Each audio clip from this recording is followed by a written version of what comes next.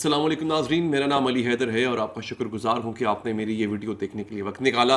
दोस्तों, बहुत बड़ी ख़बर है मेरे पास आज कि मिस्र जो है वो जंग की तैयारी कर रहा है। मिस्र इसराइल के साथ जंग की तैयारी कर चुका है। ये कौन कह रहा है? ये ख़ुद एक मिस्री हुक्काम की तरफ से बहुत बड़ी ख़बर सामने आई है। एक तो आज मैं इंशाअल्लाह इसका जिक्र करूँगा, इसकी तफसीलात आपको बताऊँगा। उससे पहले एक बहुत ही बड़ी खबर जो है, जो बहुत बड़ा इशू चल रहा है, वो किर्गिज़स्तान के अंदर जो पाकिस्तानी स्टूडेंट्स पे हमले हो रहे हैं उसकी तफसीलात मैंने आपको देनी है नाजरीन। ये एक बड़ी खबर है, इसके बारे में कन्फ्यूजन भी है। इसको लेकर के टेलीविज़न पर, मेन स्ट्रीम मीडिया पर कोई इतनी ख़ास बात नहीं हो रही है। तो एक तो आपको नाजरीन मैं ये भी सूरत हाल से आगाह करता हूँ कि सूरत हाल इस वक्त है क्या। दूसरी बड़ी अहम चीज़, रूस और ईरान ने बाकायदा एक नई करेंसी का आगाज़ कर दिया है। एक नई करेंसी पर दोनों ममालिक जो है वो काम कर रहे हैं। रूस और ईरान अपनी नई, देखिए आजकल के ज़माने में जो सबसे बड़ा हथियार है ना, वो मिज़ाइल, बॉम्ब, जहाज़, बंदूक के अलावा जो सबसे बड़ा हथियार है वो है करेंसी का हथियार। अमेरिका के पास यही तो हथियार है। इसी हथियार की वजह से ही अमेरिका पूरी दुनिया पे इतने अरसे से राज कर रहा है नाज़रीन। अभी मैं आपको बताऊंगा कि ईरान और रूस मिलके इस नई करेंसी का जो लॉन्च करने जा रहे हैं, ये क्या है, इसका क्या काम होगा, ये कैसे लॉन्च होगी, इन दोनों ममालिक के अलावा और कौन कौन से ममालिक इसमें शामिल होंगे, इंशाल्लाह इसका ओवरव्यू मैं आपको देने जा रहा हूँ। दूसरा नाज़रीन ये है कि रूस ने जो है वो ईरान के ज़रिए तिजारत का फ़ैसला कर लिया है। ये भी एक बड़ी ख़बर है। और जनाब आखिर में अल्लाह भला करे, स्पेन ने एक बहुत बड़ा काम किया है। स्पेन ने एक ऐसी चीज़ की है कि जिसके मुताबिक इसराइल को तो नुकसान हुआ ही हुआ है, भारत को भी इससे बहुत बड़ा नुकसान हुआ है स्पेन की इस हरकत से। तो इंशाल्लाह नाज़रीन वीडियो का बाकायदा आगाज़ करते हैं, आपको मैं तफसीलात बताता हूँ। मगर उससे पहले दरख्वास्त आपसे ये है हमेशा की तरह कि आप जब चैनल को सब्सक्राइब करेंगे तो इससे हमारी हौसला अफजाई होगी, हमें हौसला मिलेगा कि हम इस पर मज़ीद रिसर्च करें और वीडियोज़ बना के हम आप तक नाज़रीन पहुँचाएँ। अच्छा, हुआ क्या है नाज़रीन? सबसे पहले तो आपको मैं बता देता हूँ कि मिस्री जो स्टूडेंट्स हैं, जो पाकिस्तानी स्टूडेंट्स हैं, उनके साथ क्या हो रहा है। पाकिस्तानी और भारतीय स्टूडेंट्स को चुन चुन के, जो किर्गिज़स्तान के औबाश लोग हैं, वहाँ के जो आम लोग हैं, वो उनको चुन चुन के पकड़ के मार रहे हैं। अब तक की इतलात के मुताबिक 29 पाकिस्तानियों को शदीद ज़ख्मी किया जा चुका है नाज़रीन। 29 मारा क्यों जा रहा है? हॉस्टल्स में बच्चे जो स्टूडेंट्स पढ़ते हैं हमारे, उनको ढूंढ ढूंढ के मारा जा रहा है। क्यों ऐसा किया क्यों जा रहा है? दोस्तों, हुआ ये है कि जो पाकिस्तानी स्टूडेंट्स हैं, मैं बल्कि एक पाकिस्तानी की रुदात आपको सुना भी देता हूँ, हम्माद हुसैन, ये ज़रा सुनिएगा। जो लोकल्स है वो बिल्कुल आग बगोला हो गए। वो इस हालत में आ गए कि वो पाकिस्तानियों के घरों में घुस रहे, हॉस्टल में घुस रहे, पाकिस्तानियों के फ्लैट्स में घुस रहे, उनको मारने की कोशिश कर रहे। अभी तक हमारे स्टूडेंट्स जो है सिर्फ हॉस्टल तक लिमिटेड है।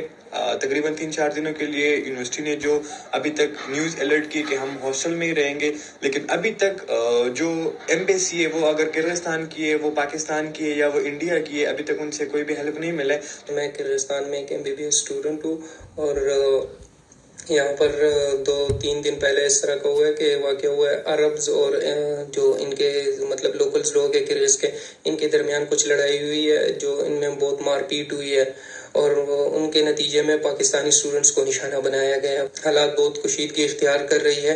तो हमें अच्छा, अब आपने इनके मुंह से सुना, मंसूर हुसैन एक स्टूडेंट है, इन्होंने कहा है कि अरबों और किर्गिज़स्तानियों के दरमियान कोई झड़प हुई है, उसका निशाना उन्होंने पाकिस्तानियों को बनाना शुरू कर दिया और पाकिस्तानियों के बाद अब अगली बारी इंडियंस की है, इंडियंस को भी मारना शुरू कर दिया। दोस्तों, मिस्री स्टूडेंट्स जो पढ़ते हैं ना किर्गिज़स्तान के अंदर, उनके साथ कोई मामला हुआ, इनका किर्गिज़स्तान के स्टूडेंट्स का झगड़ा हुआ, झगड़े के बाद बात मारपीट तक पहुंच गई।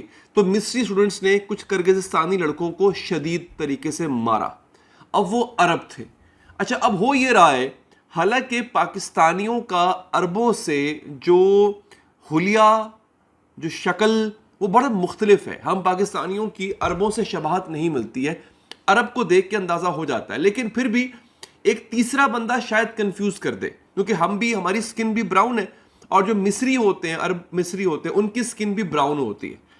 उन्होंने इन तमाम पाकिस्तानियों को मिस्री अरब समझना शुरू कर दिया है और ढूंढ ढूंढ के घरों में, फ्लैट्स में, हॉस्टल्स में घुस के इनको मार रहे हैं।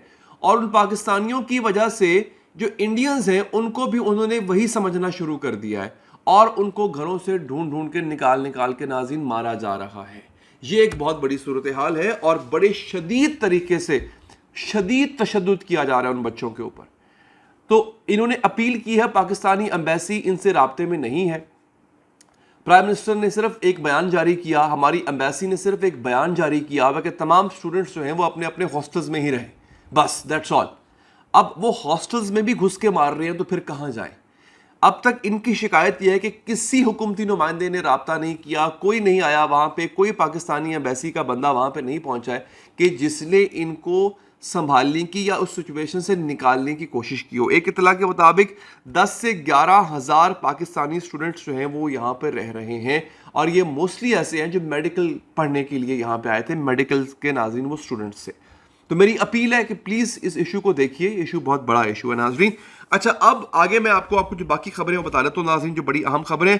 दोस्तों, ये जो खबर है ना कि मिस्र किसी भी वक्त हमला कर देगा इसराइल के ऊपर, ये खबर कौन दे रहा है ये मैं आपको बता दूं दोस्तों। आरटी एक बहुत बड़ा अखबार, एक बहुत बड़ा न्यूज़ चैनल है आरटी, ठीक है जनाब। उन्होंने खबर दी है कि Israeli army lieutenant colonel Eli डिकाल, अब ये कौन बता रहा है, ये खुद इजरायली आर्मी का जो है वो एक कर्नल, रिटायर्ड कर्नल जो है वो बता रहा है। उसका नाम है एली डिकाल। वो इसको कहता है कि Egyptian army is preparing for war against Israel.